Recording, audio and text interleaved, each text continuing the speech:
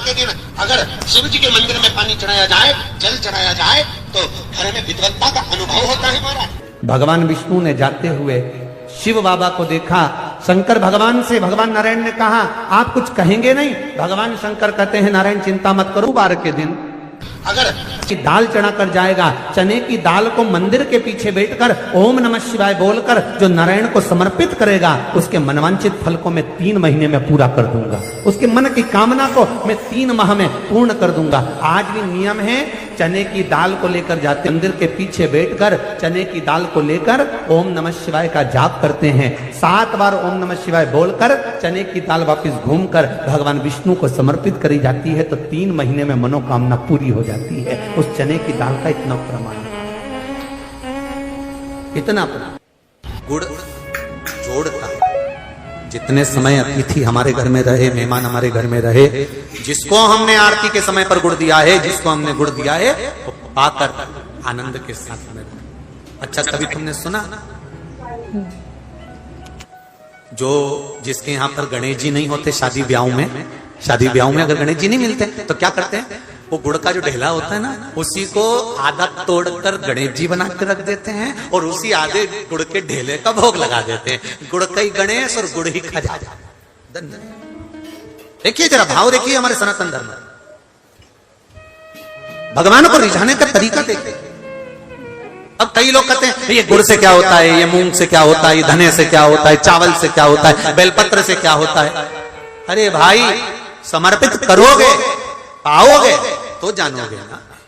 सावन के बार के दिन जिस लड़का और लड़की का विवाह नहीं हो रहा, बहुत हताश हो गए, परेशान हो गए, विवाह संबंध जमी नहीं रहा, किसी भी बुधवार के दिन तांबे के कलश में चने की दाल को भर लीजिए, किसी भी बुधवार, और तांबे के कलश में चने की दाल को भर लो।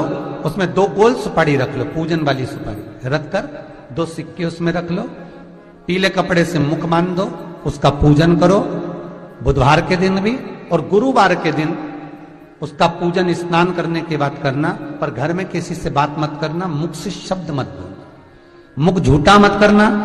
पूजन करने के बाद उल्टे हाथ पर कलश को रखकर सीधे हाथ से ढककर कोई ब्राह्मण के घर में जाकर साथ में किसी को ले जाओ, बिना बोले, बिना बात करे, बिना कहे, साथ जाकर ब्राह्मण का दरवाजा बजा दे, बात कर ले और में गया वो, पर तुम्हें नहीं बोलना है। और वो कलश ब्राह्मण के अपनी कामना कर कर वो कलश का दान दे दिया जाए। महाराज, ज्यादा से ज्यादा 4 महीना 3 महीने के अंदर विवाह संबंध पक्का हो जाता है। विवाह संबंध, चने की दाल का दान कुछ सहज नहीं है। लग रहा है कि मैं दुखों से पीछा छूट ही नहीं रहा, तब उस जगह पर बेलपत्री के मध्य भाग में पीला चंदन, ये जो पत्ती है और ये 2 पत्ती हैं, ये बड़ी पत्ती और ये बीच की जो 2 पत्ती हैं, इसके बीच में जो डंडी का भाग रहता है, जो बीच में डंडी का जो भाग है, बड़ी पत्ती और ये 2 छोटी पत्ती के मध्य में जो डंडी का भाग है, उस डंडी के भाग में पीला चंदन और एक अक्षत पीला। शंकर भगवान को प्रदोष के दिन आप अगर प्रदोष काल में समर्पित कर रहे हैं, तो ये निश्चित है कि धीरे धीरे कर कर वो दुख समाप्त होगा, वो दुख कटेगा ही। विश्वनाथ को कुछ नहीं चाहिए, मेरे शंकर को चाहिए क्या? अगर आपके जीवन में ऐसा लगे कि बहुत बड़ी बीमारी आ गई और आपके घर का व्यक्ति वेंटिलेटर पर पड़ा हुआ है, तो शमी के वृक्ष के फूल ले आओ 7, और शमी के वृक्ष के 7 फूल लाकर एक एक फूल शंकर भगवान को श्री शिवाय नमस्तुभ्यम कहकर उस व्यक्ति के लिए जो पड़ा हुआ है, अंतिम सांसें गिन रहा है, जिसको अटैक आ गया, अंतिम सांसों में जो गिन रहा है, उसके नाम से भगवान शंकर पर चढ़ाना प्रारंभ कर दो। मात्र 7 पुष्प, उस शमी के वृक्ष के 7 पुष्प आप शिव को समर्पित करिए, उसका नाम और गोत्र बोलकर, और भगवान शंकर का मूल मंत्र श्री शिवाय, जम के बोलिए श्री शिवाय नमस्तुभ्यम बोलकर एक एक शमी का फूल शंकर पर चढ़ाना प्रारंभ कर दो। फिर आगे वो विश्वनाथ की मर्जी है, वो प्राण कैसे लेकर वापिस आता है, उस काल से छुड़ाकर महाकाल कैसे लाता है, ये वो जाने। आपका फर्ज केवल आप अदा करिए। ये 3 समय एक ऐसा समय है, मान लो सुबह यदि आपको समय ना मिले भगवान शंकर का गुणगान करने के लिए, मान लो दोपहर का समय ना मिले शंकर भगवान का गुणगान करने के लिए, तो शिव पुराण कहती है जब सूर्य डूब रहा हो, प्रदोष काल का जब समय हो, तब उस शंकर का गुणगान करो तो सारी जिंदगी तुम्हें किसी के आगे हाथ नहीं फैलाना पड़ेगा। भगवान भोलेनाथ स्वयं तुम्हें उतना प्रबल वैभवपति बना। कितना सुंदर कहा है। जब जिंदगी बहुत संघर्ष में चल रही हो, बहुत दुख का जीवन चल रहा हो, बहुत कष्ट का जीवन चल रहा हो, बहुत कष्टमय जीवन चल रहा हो, तब शमी के 5 पत्ते, शमी के 5 पत्ते, एक दुर्वा के साथ एक अक्षत चावल का एक दाना, वो भी हल्दी में भिंगोया हुआ हो या केसर में भिंगोया हुआ हो, शमी पत्र 5, एक दुर्वा, एक चावल का दाना, जो दिल से हृदय से बेलपत्री के वृक्ष के नीचे पार्थिव लिंग का निर्माण कर कर मट्टी का शिवलिंग बनाकर प्रदोष काल में, मतलब शाम के समय पर शिवलिंग बनाकर उस पे जल चढ़ाकर, जो ये 5 शमी का पत्र, एक दुर्वा और एक चावल का दाना अपनी कामना कर कर, जो दुख चल रहा है बाबा से विनय कर कर एक एक पत्ता जब समर्पित कर दे, फिर एक दुर्वा समर्पित कर दे, फिर एक चावल का दाना समर्पित कर दे और बाबा का वहीं पर पुनः विसर्जन कर दे, 3 महीना तो जाने दो, 15 दिन के अंदर वो दुख कटता जरूर है, चाहे कोई भी दुख, किसी भी तरह का दुख क्यों हो। एक बेलपत्र के वृक्ष की परिक्रमा करने वाले को हजारों अश्वमेध यज्ञ का फल प्राप्त हो जाता है, हजारों अश्वमेध यज्ञ का फल प्राप्त हो जाता है। उसी तरह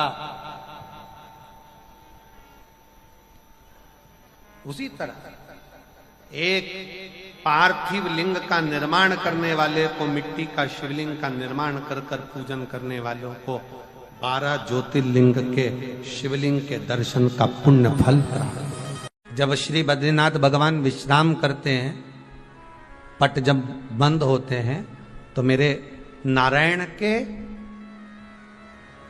हृदय से बाहर जो लक्ष्मी जी का मंदिर है, वहां से लक्ष्मी जी को लाकर हृदय से लगाया जाता है और भगवान को एक कम्मल पूरा घी में उसको लपेट कर, पूरे घृत में उसको लगाकर, गौ माता के घृत में उसको लगाकर नारायण को भगवान शिव का स्मरण कर कर लपेटा जाता है।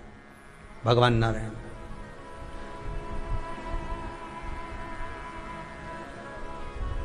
बद्रीनाथ बाबा के मंदिर में दिया घी से भर दिया जाता है, ताले लगा दिए जाते हैं, सब नीचे आ जाते हैं। जब अक्षय तृतीया के समय पर पट खोलते हैं, बाबा का कम्मल घृत से जुड़ा हुआ वैसा कि वैसे ही घृत भरा हुआ, घृत में स्थिरता है, घर में घृत के अंदर लक्ष्मी का भाव आ जाता है। हमारे यहाँ हिंदू धर्म में बहुत सुंदर बात कही जाती थी पहले, आजकल जमाने में कहते कि नहीं कहते मालूम नहीं, पर मारवाड़ के अंदर एक रीति थी, घर के अंदर रसोई घर में एक इतनी बड़ी कुल्हड़ होती थी जिसमें घी भरा होता था, छोटी सी चम्मच होती थी, उसमें पूरे घर का घी खाली हो जाए और उस कुल्हड़ का घी खाली नहीं होना चाहिए। नानी भाई का मायरा सुना है आप लोगों ने? अगर नानी भाई का मायरा सुना होगा तो नानी भाई के मायरे में नरसिंह मेहता जी की जो दादी के प्राण छूटे थे, वो केवल इसी बात पे छूटे थे। अगर नानी भाई का मायरा सुना होगा तो आपको मालूम होगा, नानी भाई के मायरे में जब नरसिंह मेहता भोजन करने के लिए बैठे तो नरसिंह मेहता की भाभी दुरत गौरी ने कह दिया दादी के सामने, जब दादी बोली क्यों इसकी रोटी में घी नहीं लगा, तो कहा कुल्हड़ का घी समाप्त हो गया है, रसोई घर में जो बाटकी रखी थी उसका घी समाप्त हो गया। जय कुंवर भाई को चिंता लग गई, आंखों से अश्रु बहने लगे और जय कुंवर भाई नरसिंह मेहता की दादी प्राणों को छोड़ दी कि मेरे रसोई घर का घी समाप्त हो गया, मतलब ये घर अब बर्बाद होने में देरी नहीं लगेगी। नानी भाई का मायरा कहता है, दादी के प्राण छूट गए थे, नैनों से नीर बह रहा था, केवल जरा सा संवाद। शास्त्र कहता है घर के रसोई घर में जिस बाटकी से आप रोटी पर घी लगाते हो उसकी बाटकी में भले आधा चम्मच घी पड़ा पर पड़े रहना चाहिए। क्यों? वो लक्ष्मी को घटने नहीं देता। जिस दिन बाटकी मंज जाए, साफ हो जाए, उसी दिन उसको धोकर पोंछ कर वापस भर देना चाहिए। अगर बाटकी गंदी हो गई तो आप धो पोछो, मना नहीं है, पर उसको धोने पोछने से पहले एक कटोरी में घी भर दो, चम्मच रख दो। पर रसोई घर में बाटकी में घी होना चाहिए और उसमें आप डालते रहो और लगाते रहो, रोटी में चलेगा, पर बाटकी का घी समाप्त नहीं होना चाहिए, कुल्हड़ का घी समाप्त नहीं होना चाहिए। वो बरकत है, वो भंडार है, वो संपदा है हमारी। घृत वैभव देता है, घृत वैभव प्रदान कर,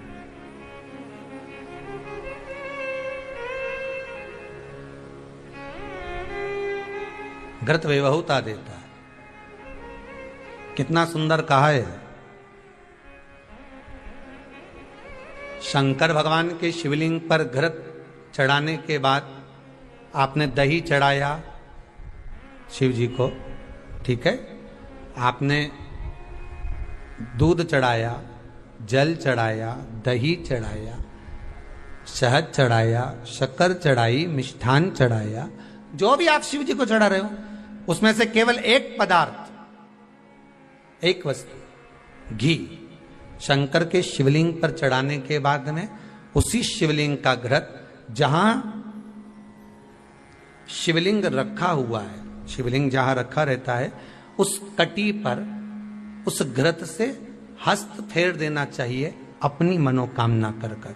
जो अभिषेक आपने किया है वो अभिषेक का फल भगवान भोलेनाथ कुछ ही दिन में प्रदान कर देते हैं। मात्र उंगली फेर देने पर, घृत पात्र की उंगली, घृत का जो आप अभिषेक कर रहे हो, जल चढ़ा रहे हो, दूध चढ़ा रहे हो, आप पंचामृत सामग्री समर्पित कर रहे हो, आप दुनिया की सारी वस्तु भगवान को दे रहे हो, तो घी चढ़ाते समय जब घी चढ़ जाए, शंकर के शिवलिंग पर घी चढ़ गया, उसकी एक उंगली लेकर शिव मंदिर में जहां शंकर जी पिंडी पर बैठे हैं उस जलाधारी पर जो शिवलिंग रखा हुआ है उसके चारों तरफ उस घृत को लगा देना चाहिए अपनी कामना कर कर। महाराज शिव उसको स्वीकार करता है। क्यों? शंकर और पार्वती के मिलन स्थल, माता पार्वती की गोद में भगवान शंकर का जो शिवलिंग स्वरूप विराजमान है, हस्त कमल के अंतर्गत जो भगवान विराजमान है, उसका फल चौगुना मिल जाए।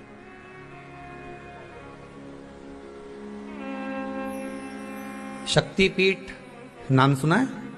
अरे बोलो तो, जितने लोग कथा सुन रहे, शक्तिपीठ नाम सुना है? शक्तिपीठ का मतलब क्या होता है? जहां पर माता सती के अंग के टुकड़े होकर गिर पड़े वो शक्तिपीठ के रूप में निर्मित हो गए। तो जितनी भी शक्तिपीठ होती है उन शक्तिपीठ में आप लड्डू चढ़ाएं, पेड़ा चढ़ाएं, वस्त्र चढ़ाएं, आभूषण चढ़ाएं, सोना चढ़ाएं, चांदी चढ़ाएं, मुद्रा चढ़ाएं, आपकी मर्जी पड़े करोड़ों रुपए चढ़ाएं, मना नहीं है। पर शक्तिपीठ का दर्शन करने जब जाएं तो कम से कम थोड़ा साथ में गाय का घृत, असली घी साथ में लेकर अवश्य जाएं। क्यों? शक्तिपीठ पर भी घी समर्पित करने से मनोकामना पूर्ण हो जाती है। आप आएंगे शक्तिपीठ का दर्शन करके और मनोकामना पूर्ण होना है। मात्र शक्तिपीठ। आप चढ़ाएं वस्तु, ढेर चढ़ाएं, आप सोना चांदी अंबारियों में धन दौलत सब चढ़ाएं, पर साथ में आप चुनरी चढ़ा रहे हैं, साड़ी चढ़ाएं, घृत भी दीजिए, घृत भी प्रदान।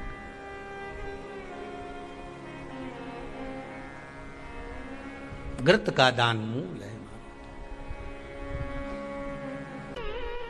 धर्म पत्नी से संतान नहीं, औलाद नहीं, बड़े दुखी है, बड़े दुखी। अच्छा, संतान नहीं हो, किसी नारी की गोद, अगर स्त्री की गोद अगर खाली रह जाए तो भी दुख होता है उसको कि मेरे घर में औलाद नहीं, संतान नहीं। हम कई बार कहे, आज फिर कहते हैं, ये टेस्ट भी बाद में कराना, सारी जांचें बाद में कराना। एक बार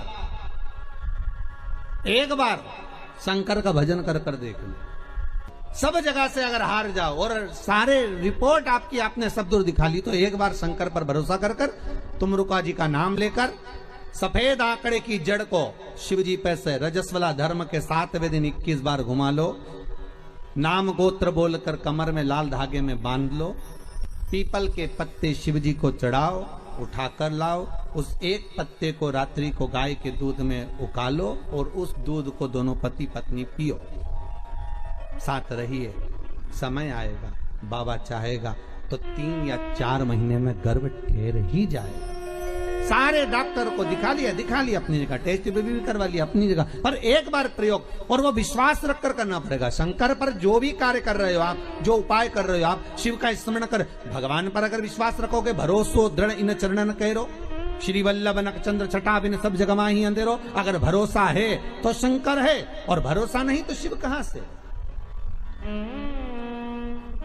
विश्वास लेकर अगर आए हो तो काम तो होगा। ये लोग काशी से आए हुए हैं, विश्वास लेकर ही तो आए होंगे कि हम जाएंगे शंकर की कथा में तो बाबा कृपा जरूर करेगा। कई लोग यहाँ पर बैठे हुए हैं जो विश्वास लेकर आए हुए हैं, दूर दूर से आए हुए हैं, केवल विश्वास लेकर कि भगवान कृपा करेगा किसी न किसी रूप में, मुझे विश्वास है कि बाबा मेरी सुनेगा। और फिर कहता हूं, कथा में अगर आपने मन लगा लिया, भले टीवी चैनल के माध्यम से श्रवण कर रहे हो, भले मोबाइल के माध्यम से श्रवण कर रहे हो, भले पंडाल में सुन रहे हो, बाबा से अगर दिल से आपने अगर कह दिया तो 3 महीना बहुत होता है सब कामना पूरी होने के लिए। मेरा बाबा आपको कुछ ना कुछ दे ही देता है, बस आपकी रुचि के अनुसार सुख प्रदान कर ही देता है। आप उस पर विश्वास, भरोसा, भटकना नहीं है हमको। जिस नारी का रजोधर्म के अंतर्गत नारी को जो परेशानियां होती हैं, कोई के 8 दिन पहले, 4 दिन पहले, 3 दिन पहले कहीं ना कहीं रजोधर्म के अंतर्गत जो बीमारियां होती हैं, उसके लिए महाराज 7 चने की दाल के दाने तुलसी महारानी के सामने कटोरी में रखकर तुलसी के 3 पत्ते उसमें डालकर अपनी मनोकामना कर कर तुलसी में 3 बार जल छोड़कर वो तुलसी और वो चने की दाल ले जाएं और उसको धीरे धीरे कर कर एक एक कर कर सुबह शाम दोपहर में उसको खा लीजिए। रजो धर्म से जुड़ी हुई परेशानी समाप्त। कोई सहज नहीं है महाराज। चने की दाल को स्वर्ण दान का भी भाव कहा गया। हमारे हिंदू धर्म में चने की दाल को स्वर्ण दान भी करते हैं। जो व्यक्ति स्वर्ण दान नहीं कर पाता वो चने की दाल का दान कर देता है, तो स्वर्ण दान के बराबर मान्य महाराज। फिर निवेदन करा, चने की दाल का व्याख्यान वर्णन फिर किया गया। मान लो कोई प्लाट है, कोई प्रॉपर्टी है, कोई जमीन है, कोई जायदाद और नहीं बिक रही, बहुत परेशान हो गए, लाखों करोड़ों रुपए तुम्हारे डूब गए और ये प्रॉपर्टी बिके, तब तुम उबरो, तो उसके लिए चने की दाल को एक रात्रि पहले रविवार के दिन घर में गला लीजिए और उसको गलाकर दूसरे दिन उसमें थोड़ा सा चंदन मिलाकर पीस लीजिए। पर पीसना आपको मिक्सर में नहीं है, पीसना आपको सिलवट्टे पर, चकोटी पर जो आपके यहां उससे उसको पीस लीजिए। और पीसने के बाद उसमें थोड़ा सा दूध मिलाकर शिव मंदिर में जाकर शंकर भगवान के शिवलिंग का सोमवार के दिन लेपन करिए। लेपन कर कर अपनी कामना कर कर शिवलिंग पर 3 उंगलियां लगा लीजिए महाराज, अपनी कामना कर कर। जो 3 उंगलियां आपने लगाई है, उंगली हटाते समय चंदन के लेपन को जो लगाया आपने, चने की दाल का लेपन, स्वर्ण का लेपन, उसको हम कहते हैं स्वर्ण लेपन, उसको लेकर आ जाइए महाराज। उसको थोड़ा सा लेकर आ जाओ, एक किसी भी फूल में उसको लगाकर जो जमीन, जो प्रॉपर्टी, जो जगह बेचना है वहां पटक दीजिए महाराज। उसके ग्राहक आना चालू हो जाएंगे और वो प्रॉपर्टी शीघ्र बिक जाएगी। अपनी कामना के अनुसार बिकेगी कि कितने में आपको बेचना, अपने अनुसार। महाराज चने की दाल स्वर्ण दान के बराबर है। चने की दाल को सहज नहीं समझा जाता, गुरु भक्ति के लिए बहुत मूल है। माताएं कई बार पीले गुरुवार करती हैं या केले के पेड़ के नीचे पूजन करती है तो चने दाल समर्पित करती है। क्यों करती है? उसका भाव है स्वर्ण दान के बराबर, मनवांचित फल की प्राप्ति के लिए, मनोकामना के लिए। जिस जमीन में फसल कम होती हो, जिस जमीन में प्रॉपर्टी के अंतर्गत कहीं लाभ नहीं मिल रहा हो, जो कई लोग वो जमीन की दलाली का काम करते हैं ना, जमीन बेचवाते हैं, खरीदवाते हैं और कोई लाभ ही नहीं मिल रहा, कई दिनों निकाल दिए, साल निकाल दिए, कोई लाभ नहीं हुआ, तो निवेदन है शंकर भगवान के मंदिर में शिवलिंग पर 108 चने के दाल समर्पित करो। उस 108 चने की दाल को प्रदोष के दिन शाम के समय समर्पित कर कर उस दाल को उठाकर लिया, जेब में पीले रुमाल के साथ उसको बांध कर रख लो। किसी प्रॉपर्टी का सौदा कराने जाओ, उसको पटक कर लेकर जाओ, आपके लाभ होना चालू, सौदे होने चालू, आपको कमीशन मिलना चालू। बद्रीनाथ में अगर 41 दाने चने की दाल के पीले कपड़े में बांध कर जो शंकर भगवान के 41 बार नाम लेकर बद्रिकाश्रम को चढ़ाता है, आज भी उसकी मनोकामना पूरी हो जाती है। इसलिए बद्री नारायण में चने की दाल चढ़ती है। क्यों चढ़ती है किसी को नहीं मालूम, पर उसका कारण यह शिव महापुराण में लिखा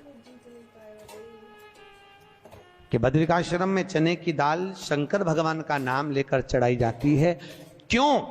क्योंकि जब जैसे दादी को स्वर्ण सीढ़ी चढ़ाते हैं, देखा स्वर्ण सीढ़ी चढ़ाते हैं तो चने की दाल बर्तन में भरते हैं, फिर उसमें सोने की सीढ़ी रखते हैं, तब वो स्वर्ण सीढ़ी चढ़ती है। उसी तरह जब हम किसी बच्चे को गोदी लेते हैं और उसको कोई दान देते हैं, अपना मकान अपनी जायदाद जब उसके नाम लिखते हैं, तो बच्चे को जब गोदी लिया जाता है तो सामने थाली में चने की दाल भरी जाती है। नामकरण संस्कार जब बच्चे का किया जाता है तो सामने थाली में चने की दाल रखी जाती है। क्यों? चने की दाल जब हम दान करते हैं तो स्वर्ण के बराबर दान का, प्रॉपर्टी के बराबर दान का लाभ जीव को प्राप्त होता है। आज भी नारायण के मंदिर में बद्रिकाश्रम में 41 दाने चने की दाल के देने पर, आपको 41 तो गिनता नहीं इसलिए पोटली में बांध कर ले जाता है, जितने हैं दे दो,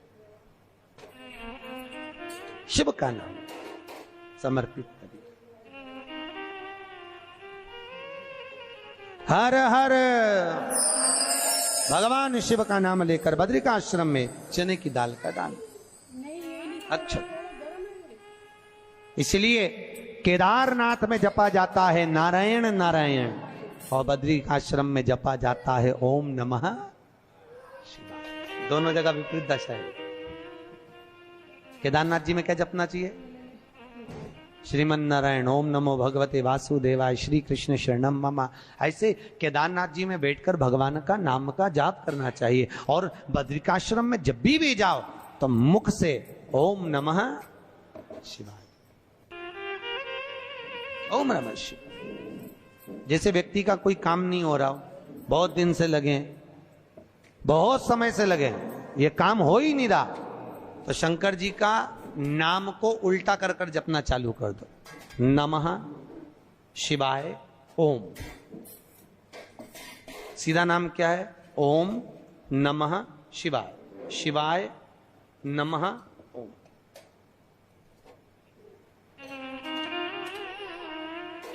जब उल्टा नाम व्यक्ति जपना चालू कर देता है, जिस बच्चे के, बच्ची का, जिसका भी विवाह नहीं हो रहा हो, कोई काम नहीं हो रहा हो, कोई सीए की पढ़ाई कर रहा है और एग्जाम में निकल ही नहीं रहा, 3-3 4-4 बार बैठ गया, पास ही नहीं हो रहा, उस बच्चे को बोल दो बस सुबह उठते से ही शिवाय नमः ओम बोलना चालू कर दे, एक ही बार में सिया पास ले।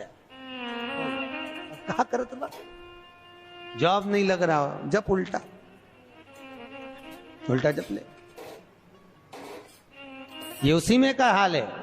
जैसे किसी व्यक्ति से अपने को पैसा लेना और दे नहीं रहा, क्या करना है? सूर्य नारायण भगवान को अर्घ दो। तो 21 दाने लाल मिर्ची के जो दाने होते हैं, देखें लाल मिर्ची के अंदर दाने होते हैं, उसके 21 दाने निकालकर पानी में डाल दो और पानी में डालकर उसी जल से सूर्य को अर्घ दे दो। उस व्यक्ति का नाम लेकर जिससे पैसा लेना है, हाथ जोड़कर देने आता है, तुरंत 3 महीने के अंदर पैसा लौटा दे, तुरंत हाथ जोड़कर।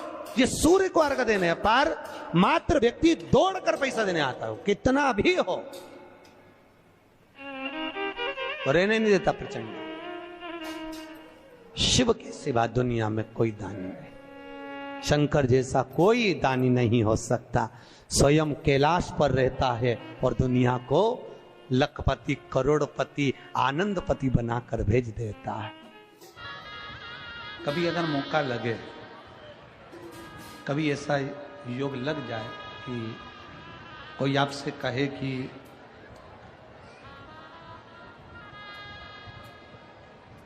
आपके शरीर में बहुत भारी कोई रोग हो गया और बहुत बड़ा रोग है, बहुत रोग, और शरीर में बहुत बड़ा रोग हो गया हो और वो रोग समाप्त नहीं हो रहा, वो रोग समाप्ति की ओर जा ही नहीं रहा, रोग समाप्त हो ही नहीं रहा, तो एकांक्षी नारियल लीजिए। श्रीफल, नारियल देखा है सब लोगों ने? श्रीफल जो होता है, नारियल जो होता है, एकांक्षी नारियल। एकांक्षी नारियल से मतलब है कि नारियल में जो जटा होती है उस जटा के स्थान पर 3 नेत्र होते हैं। किसी किसी नारियल में 2 नेत्र होते हैं, किसी में 3 नेत्र होते हैं, किसी में 2 नेत्र होते हैं, किसी में 3 नेत्र होते हैं। तो 3 नेत्र वाला नहीं, 2 नेत्र वाला नहीं, कभी अगर मिल जाए, भूलवश तुम्हारे हाथ में आ जाए, एकांक्षी नारियल।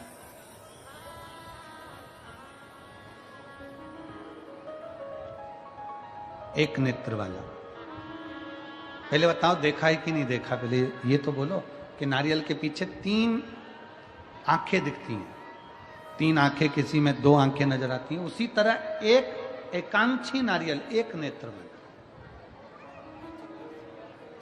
कभी अगर मौका लगे और अगर रोग बढ़ रहा है, घट नहीं रहा, तकलीफ बढ़ रही है, घट नहीं रही, सारे इलाज करवा लिए, सारी दवाइयां ले ली, सारी जांचें करवा ली, सारे डॉक्टरों को दिखा लिया, उसके बाद भी अगर आराम नहीं लग रहा है तो एकांक्षी नारियल। और उस एकांक्षी नारियल के साथ में 7 दुर्वा, 7 बेलपत्र, 7 दुर्वा, 7 बेलपत्र, 7 पीले कनेर के पुष्प हाथ में लेकर, जो व्यक्ति बहुत ज्यादा बीमारी अवस्था में है और दवाइयां भी अगर लॉक नहीं कर रही हैं, डॉक्टर की दवाइयां खाते रहो, दिखाते रहो, उसके साथ में वो एकांक्षी नारियल जिसकी एक आंख है, 7 दुर्वा, 7 बेलपत्र, 7 पीले कनेर के पुष्प हाथ में लेकर श्री शिवाय नमस्तुभ्यम कहते हुए हाटकेश्वर महादेव का नाम लेकर। कौन से महादेव? हाटकेश्वर महादेव। हाटकेश्वर महादेव का नाम लेकर अपनी कामना करते हुए, बाबा से विनय करते हुए, जहां से,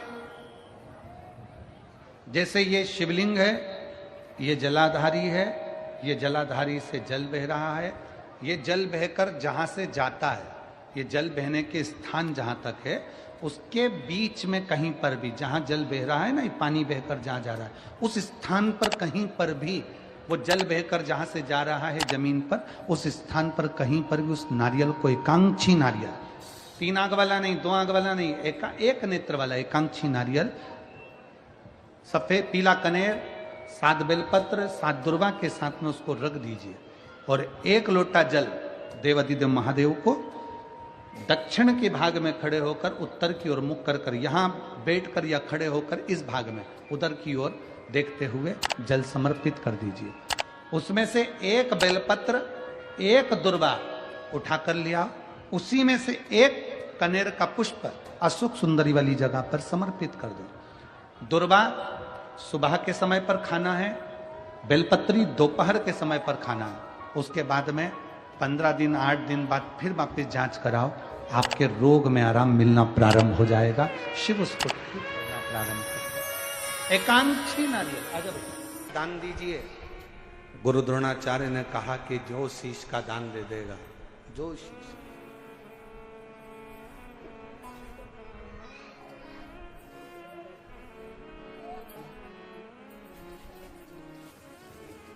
मेरे शंभू ने कहा, मेरे शंकर ने, इस पवित्र कथा का आनंद कर रहा है, हस्तिनापुर महापुराण की कथा करिए, जो शीश का दान देगा वो मुझसे शस्त्र विद्या सीख लेगा।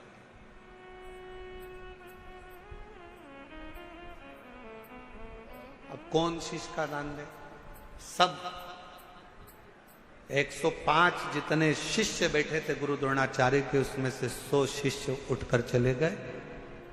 5 शिष्य बैठे रहे पांडव, उसमें भी एक अर्जुन सामने बैठा रहा, तलवार उठाई और शीश के पास लेकर जाने लगा, काट कर शीश का दान देने लगा। गुरु द्रोणाचार्य ने मना कर दिया, मुझे कटा हुआ शीश नहीं, तेरे धड़ पर लगा हुआ शीश मेरे चरणों में पड़ जाएगा, उतना दान बहुत है और मैं तुझे दे दूं, मत दीजिए। शंकर भगवान को तुम्हारा धन नहीं, वैभव नहीं, सत्ता नहीं, दौलत नहीं, शिव जी को केवल तुम्हारा एक लोटा जल शिव को समर्पित कर दो। एक लोटा जल भी नहीं हो तो 3 बार ताली बजा दो, वो भी नहीं है तो मुख से बम बम बोले बोले, ये भी नहीं बोल सकते तो मुख से हर हर महा, इतना कर सकते बहुत।